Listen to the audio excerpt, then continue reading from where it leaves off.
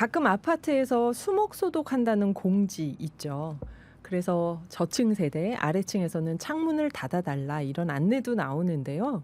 수목 소독이라는 게 나무에 약을 뿌리는 걸 텐데 이게 그러면 인간에게는 위험이 없는지, 나무들은 그런 약을 뿌리고 나면 잘 자라는지 이런저런 얘기들이 궁금합니다. 오늘도 도시에서 생태도시, 나무와 인간이 함께 사는 생태도시를 만들기 위해서 노력하고 계시는 최진우 서울환경연합 생태도시 전문위원 나오셨습니다. 반갑습니다. 네, 반갑습니다. 선생님, 제가 소개를 잘못한 게 선생님은 나무와 인간이 함께 살기 위한 생태도시가 아니라 곤충까지, 네, 하루살이까지 물속의 올챙이 모두와 함께 사는 생태도시를 만들려고 하시는 거죠. 근데 저는 약간 지난번에 나무 얘기 들으면서 위헌목 얘기했었잖아요. 좀 무슨 생각이 들었냐면 우리가 같이 살기에 가장 편한 존재가 그나마 나무라고 생각하는데 저는 저보러 막 하루살이랑 같이 살아. 저는 선생님처럼 그렇게 못해요. 뱀하고 같이 살아. 그렇게 못하는데 나무는 그래도 우리가 같이 살기 제일 편한 존재인데 그리고 나무를 심어 놓으면 시원해지고 공기도 좋아지고 그리고 어떤 생태계가 조성된다는 얘기도 있잖아요. 그래서 뭐 마을 주민들이 어디에 나무 심는다 하면은 아무도 반대 안 하는데 심지어 그런 나무하고도 지금 잘 지내지 못하고 있구나 그런 생각이 들었거든요.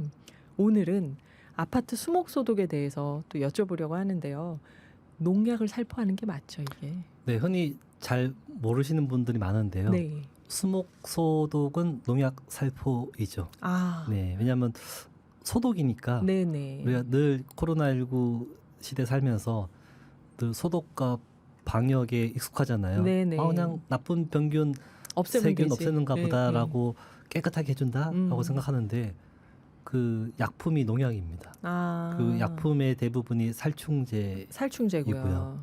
그리고 이 아파트의 수목 소독은 앞에 이렇게 안내한 그 멘트에 따르자면 나무의 영향이 가는 거는 뭐 미미할 거고요. 네. 소위 이거는 나무만 살리고자, 아. 나무만 살리고 나무만 보기 좋게 하고자 나무에 깃들어 있는 여러 작은 미생물, 곤충, 선생님이 또는 여러 사랑하시는 그 곤충들, 조류까지 몰살시키거나 또는 상당히 삶을 어렵게 만들고 그것이 또 그런 여러 동물만 못 살게 구는 게 아니고 사람들의 건강에까지 문제가 생긴다는 거죠. 그러니까 이것도 참 우리가 항상 도 아니면 모인 게 그 나무가 있는 건 좋고 그리고 나무에 벌레들이 꽃나비까지는 참겠는데 벌레들이 저층 세대 같은 경우 창문으로 들어오면 이제 불편하니까 농약을 치자 하는데 그 농약을 사실 생각해 보면 음식에 뭐 채소를 사서도 농약이 있을까 봐 여러 번 씻어 먹고 농약 안 썼다는 친환경 무농약을 돈 더 주고 사고 이러는데 우리 집 창문 밖에다 농약을 막 뿌리는 거잖아요. 이게 되게 참 복잡한 일이라는 생각이 들어요. 문득 얘기를 하다 보니까. 근데 이것도 좀 규정이 있고 어떤 농약은 괜찮다 하는 그 살충제의 기준도 있고 할 테니까 이 아파트 나무들한테 뿌리는 이 수목소독 농약은 그래도 좀 괜찮은 걸 뿌리는 거 아닐까요? 일단 우리가 그 먹거리 농산물은 어쨌거나 그 농약 사용과 또는 잔류 독성이 통제받잖아요. 그리고 소비자들이 그 여러 가지의 어떤 농약을 썼다, 덜 썼다, 안 썼다라고 하는 농산물을 선택해서 자기의 그 가치관에 따라서 이렇게 선택할 수 있는데 이 공공의 녹지는요. 공공의 어떤 녹지나 산림에서는 어쨌거나 책임을 지는 그 관리자 공무원이 이 법규와 지침에 의해서 어떤 약재를 선택하고 사용량이라든지 또는 뭔가 보고를 하는 사항이 있는데요. 또는 최근에는 이제 그 나무의 어떤 병을 치료하기 위해서 어떤 약재를 선택하고 어떻게 살포할 것인가에 대해서는 소위 이제 나무의사, 소위 이제 전문가들의 진단과 처방을 받아서 그런 이제 나무 관리를 하게끔 이제 법이 만들어졌고 최근에 완전히 이제 시행이 되고 있는데요. 아파트에 있는 나무도 그럴 것이다라고 생각하는데요. 네. 이게 현재 법에서는 아파트에 있는 나무의 그런 병충해도 사실 병충해에 어떤 이제 약을 쓸 것인지에 대해서 그 약의 어떤 독성에 대한 어떤 판별과 어떤 그 기준치는 어차피 그 농진청이나 나라에서 네. 정했던 농촌진흥청이요. 네, 거기서 예. 이제 분류대로 뭔가 사용이 되는데 네네.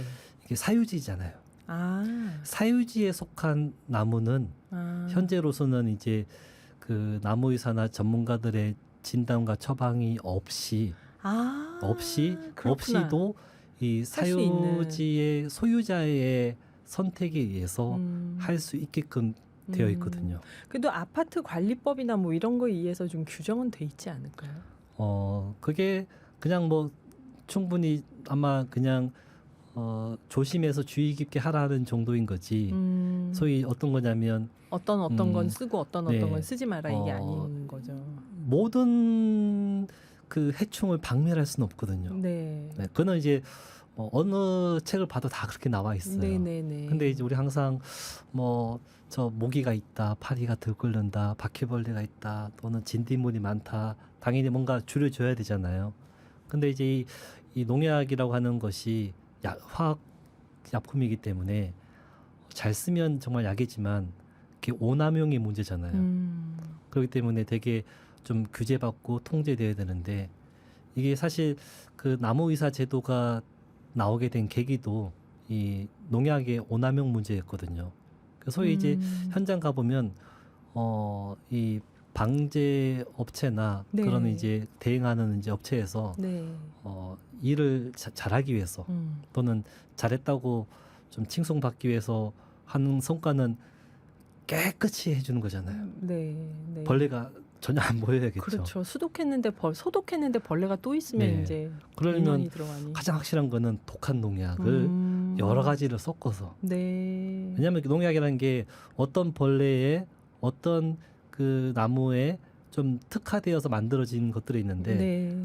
그러면 이제 그 한두 가지만 써버리면 좀 성능이 좀 떨어질 수도 있잖아요. 네네. 그러니까 보통 여러 개 섞어가지고 뿌리다 독한 보니까 농약들을. 물론 그들은 이제 그게 독하지 않다고 얘기는 하죠. 근데 이제 그런 농약을 섞었으면 그 농약의 독성이 더 세지기도 하고 네. 당연히 벌레를 싸그리 죽일 정도면 사람들과 한개도 여러 안 동물 좋다. 다른 기타 곤충과 동물들에게도 피해를 주게 되겠죠.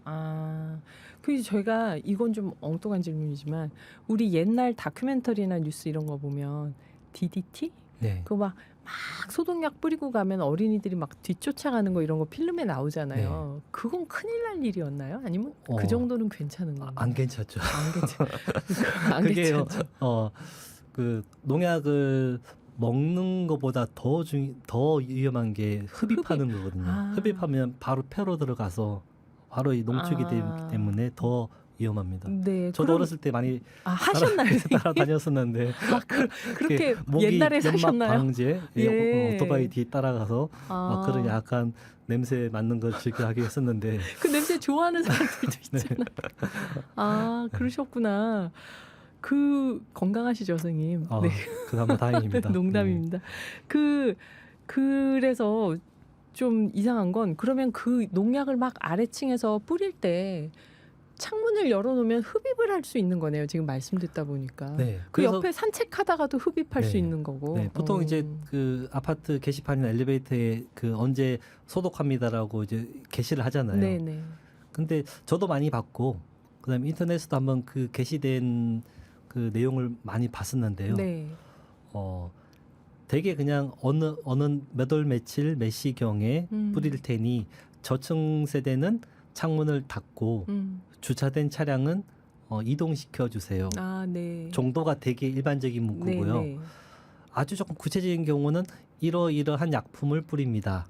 그거 밝히는 데도 있구나. 그러니까 약품만 밝혀요. 약품만요. 약품은 제품명이잖아요. 제품명만 밝히고 이 제품에 어떤 약이 들어간지까지는 얘기를 적히지 안 않고 하는. 네. 거기에 대한 위해성에 대한 정보는 없는 건가요? 없죠. 그리고 오히려 안심을 하라고 이 약품은 해충만 죽이고 인체는 안전합니다라고 이제 설명하는 것도 있거든요. 이제 선생님의 주장은 해충을 죽일 정도면 인체는 어쨌든 소위 영향이 우리가 있다.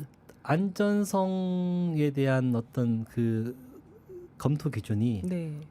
안전하다고 하는 것은 독성이 낮다고 말할 뿐인 거지. 독성이 없는 게 아니죠. 낮은 거다. 독성이 낮은 거고 우리나라에서 통용되는 수준에서의 저독성이라고 하는 것이 객관적인 그 표현인 거지. 외국에 나가면 그 저독성이 그렇죠. 아닐 수도 안전합니다라고 말할 수 있는 과학적인 표현은 아니라는 거죠.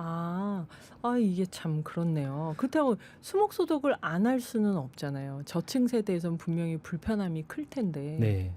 그리고 나무들도 뭘 좀 죽여줘야 또 잘 자라고 그러는 거 아닌가요? 근데 어차피 이게 그 여러 세대들이 집단을 이루어서 살고 있는 단지이기 때문에 네. 당연히 이제 뭐 진딧물이나 또는 해충으로 규정된 그런 벌레들을 줄이기 위해서 농약을 선택해서 쓸 수밖에 없는 그런 필요성은 인정되는데요. 네네.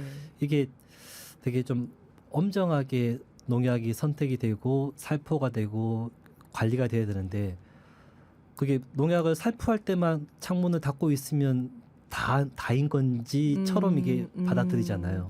그러면 선생님 생각에는 그게 한 하루 정도는 그럼 창문을 열지 말까요? 제가 뭐 직접 연구한 건 아니고요. 네. 이게 한 5년 전에 한 경기도 산림환경연구소에서 분석을 했더라고요. 네.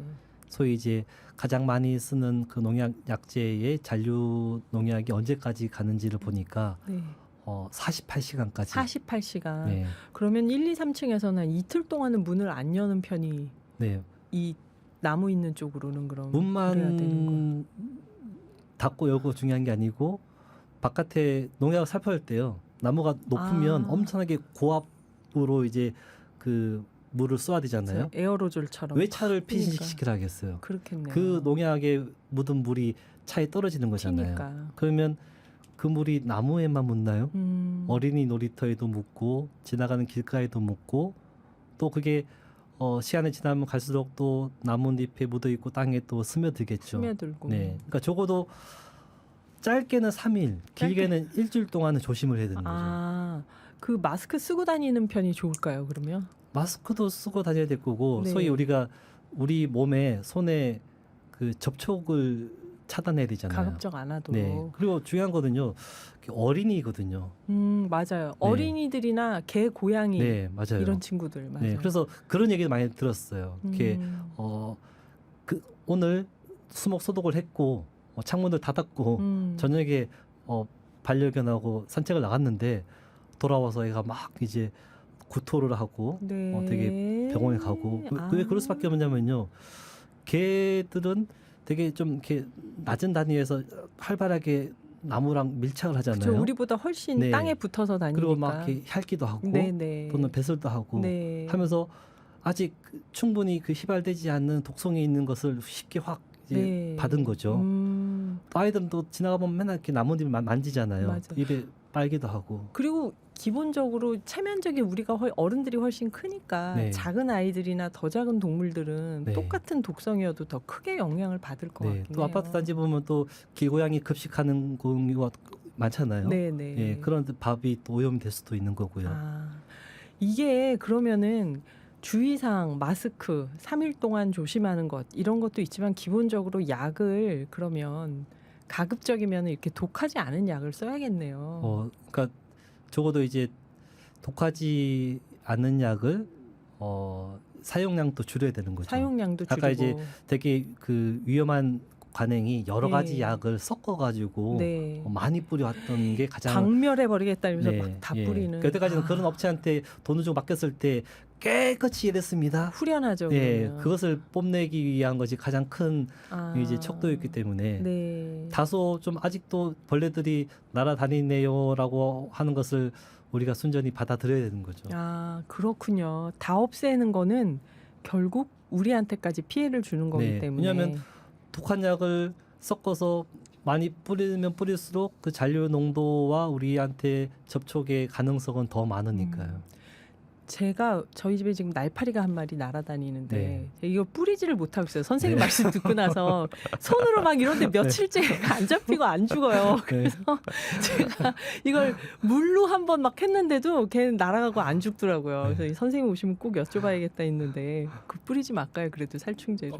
저도 집에서 날파리 손으로 잡고 물로 네. 뿌리고 하고 있습니다. 좀 더 공존해 보겠습니다. 그러면 네, 그 나무와 함께 사는 것 가장 쉬울 것 같은데 생태 도시를 만드는 데 있어서 이렇게 위험목 얘기나 수목소독 얘기를 들어보면 어렵네요. 선생님이 생각하실 때 우리가 나무와 함께 사는 생태 도시를 만들려면 이것만큼은 하자 하고 꼭 제안하고 싶은 거 한 가지 말씀을 해주시면. 나무의 어떤 생명 자체로 받아들이는 자세가 필요한 것 같아요.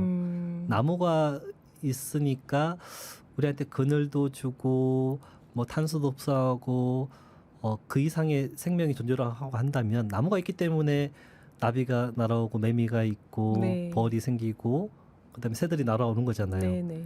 그 나무가 있기 때문에 나무를 둘러싼 많은 곤충과 조류와 포유류들이 한꺼번에 같이 오는 거거든요. 네. 그걸로 그 부대적인 것까지 함께 우리가 수양하고 함께 이제 뭔가 좀 이렇게 동반자의 관계를 맺어야지만 좀 더 훨씬 나무와의 어떤 친화력도 생기고 어떤 공생의 어떤 그런 미래를 엿볼 수 있다고 생각이 듭니다. 네, 선생님 말씀 감사합니다. 또 다음에 다른 기회에 이번에 나무 말고 다른 걸로 또 생태 도시를 위한 얘기를 들어보겠습니다. 최진우 서울환경연합 생태도시 전문위원님이셨습니다. 감사합니다. 네, 감사합니다.